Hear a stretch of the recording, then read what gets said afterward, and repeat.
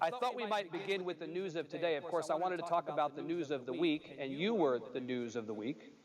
But I thought we might begin with the news of the day. A couple of hours ago, President Obama announced that he had had a phone conversation with President Rouhani of Iran. As I understand it, this is the first official communication between the United States and Iran since 1979. Is this a good thing for the country? Well, I think as the President described his conversation and what the President said afterwards, there were troubling elements in them, particularly where he suggested that Iran has a right to nuclear technology. In my view, that suggestion is quite inconsistent with U.S. national security interests.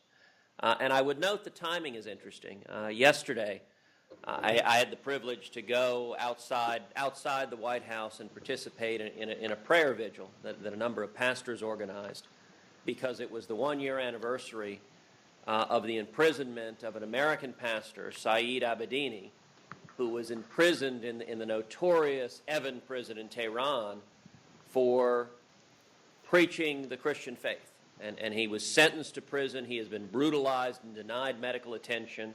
And this prayer vigil was an ecumenical prayer vigil to remember Pastor Abedini and to pray for his release, for his safekeeping.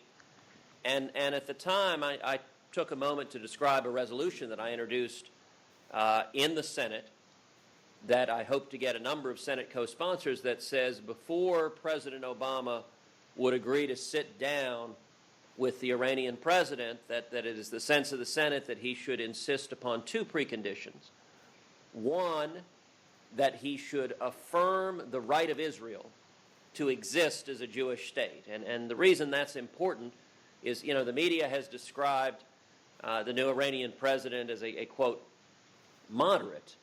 And yet this is a man who has referred to Israel as a wound that must be cleaned off and erased. And so I think it's very important, if the U.S. president is going to sit down with him, to have him at the very minimum acknowledge Israel's right to exist as a Jewish state, number one, and number two, release his political prisoners, including the